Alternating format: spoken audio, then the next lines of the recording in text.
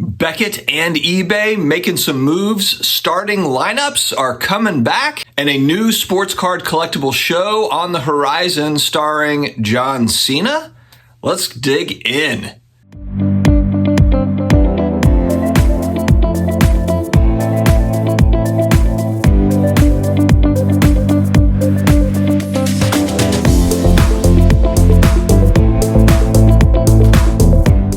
Hello to all my sports card collectors, investors, all of my collectibles friends. It's another day. It's another sports card collectibles video. Thank you very much for joining me here today. But wait, stop. Actually, let's stop right here. I would be remiss if I did not give you the opportunity to win $50 through Card Shop Live. I've got links in the description, the video description, as well as the comment section. I'm going to pin a comment that basically just shows you what to do and where to go. Download the app. We have $50 that we're giving away. Today is the last day for this week's giveaway. So make sure you go over there, download the app, and enter so that you can win $50 to spend on the app. Who doesn't need 50 bucks?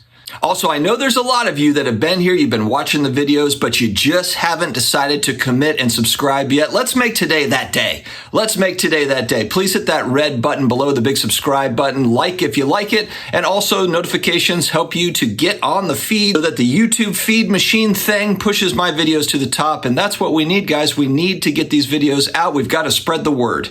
Also connect with me on IG at SportsCardDad and also the Twitter, the SportsCardDad. Beckett, BGS grading. Beckett is making some more moves here recently. This is kind of interesting. So you got a new CEO. They've announced they're going more of a technology route, which for those that are tired of submitting with the paper forms and all that through BGS, maybe we're going to see some big things coming out of Beckett. And it kind of seems like that. The CEO had made mention when he was hired that he wanted to branch out to other collectibles, and that has happened. They have brought on Cole Hitt, who is CEO and founder of VHS DNA. They are getting into the vintage VHS, well, I shouldn't say vintage, just VHS grading and authentication space. Interesting space. This is a newish type thing where collectors have gotten into sealed VHS or maybe not even just sealed VHS, but just regular VHS. I'm not exactly sure, but definitely sealed VHS. That's the stuff that's really going for high dollars is what I've seen, where you've got sealed Ghostbusters from the 80s or something like that. VHS tapes, a lot of the young people don't know what we're even talking about. I grew up with those things, and then we moved on to DVDs, and now we just clickety-click on TV. We don't have to have anything. So interesting to see Beckett make that move. I wouldn't say there's definitive graders because it's so new. There's not grading companies outside of maybe Kohl's here, that have really kind of dug into that space. Now, look, maybe there's a long-time VHS collecting group, and they're going to come at me and say like, hey, bro, I've been collecting sealed VHS for 20 years or whatever. That could be the case, but it certainly has not been mainstream to do so. I've seen things pop up on IG over the last year, 18 months, where it's record sale of this or that. So I know that it's starting to come about. Beckett really being kind of the biggest name that I've seen that has gotten into this space. So we'll have to see how Beckett kind of grows that out. I remember the CEO talked about VHS when he was hired and also sneakers. So here we go. If you know me, you know that I'm excited about starting lineups coming back. They have a kind of a promo teaser video. It's actually going to be in conjunction with Hasbro. So it's Hasbro teaming up with Panini and also Fanatics. Kind of interesting. But they are going to come out. That first line of starting lineups comes out September 22nd, and it is going to feature legendary basketball players. Sounds awesome. The only thing I'm bummed about is I remember going to, Walmart's, Kmart's when I was a kid, and you could kind of see the different starting lineups they had. It was very regional. So depending on where you were, you might have access to ones over the other, with Toys R Us kind of being the mecca for starting lineups and really everything for that matter. Unfortunately, this looks to be only on pre-order online. So it's still cool. Like, look, I'm happy to see starting lineups coming back, but I would like to go into a Walmart and be able to go scour the shelves and see what's kind of left over. That would be kind of more of a nostalgic feel for me. So I'm kind of hoping that eventually they do send those out to a Target or Walmart, or if Toys R Us comes back. Wouldn't make me happier going to Toys R Us again and seeing all the stuff on the wall, and then also seeing, the video games where you pull out the slip and go to the counter to pay for it to get your game. Anyway, I'm getting off topic here, but you understand. Starting lineups coming back September 22nd. Most of you have heard that Ken Golden has a new show coming out, The Golden Touch, and that is being done by Peyton Manning and Peyton Manning's team at Omaha Productions. That's been talked about. It's going to come out on Netflix, I believe. We haven't gotten a set date when it is coming out, but there's also news, and this came out a few weeks ago, and I just didn't get to actually reporting on it.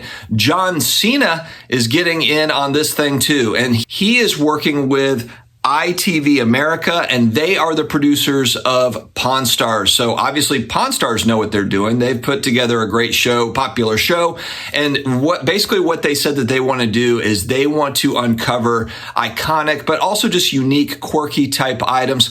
Doesn't necessarily have to be $1 million items. So it sounds to me like it's going to be kind of more average Joe, just kind of cool things. And John Cena is going to host it. He's also the executive producer. They're casting for it now. So I just kind of imagine this as John Cena traveling around, meeting up with different people, average people. They have casting now where people can reach out. If you've got some weird, odd, cool, collectible type thing, you might be seeing John Cena here soon, coming out and talking with those people about those things. So along with sports car documentaries that should be hitting, I'm really liking the fact that the entertainment world is starting to really get behind collectibles as a whole.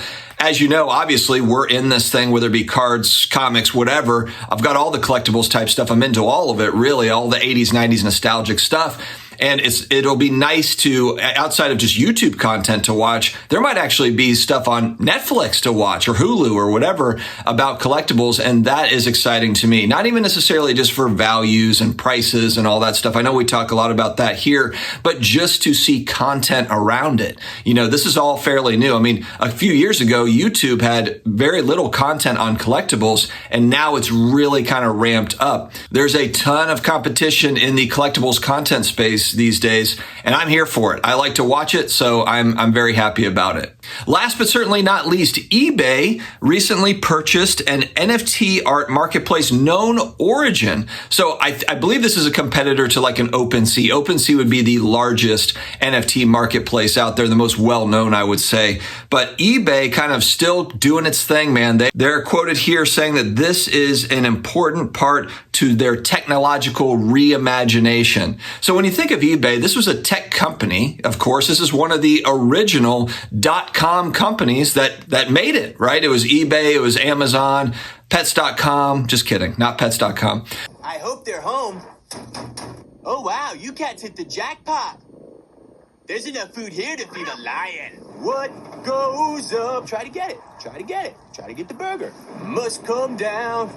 But eBay, Amazon, etc. But if you look at eBay, really kind of their UI it's been the same user interface forever, and there's nothing wrong with it. If it ain't broke, don't fix it. But man, it seems like eBay over the last couple of years has really decided to supercharge their services. Now, you can be upset about their fees. A lot of people call this fee-bay. Fair enough. It's not inexpensive to sell on that marketplace, but they do give you a massive reach, and they are reinvesting. They are reinvesting in all sorts of different directions.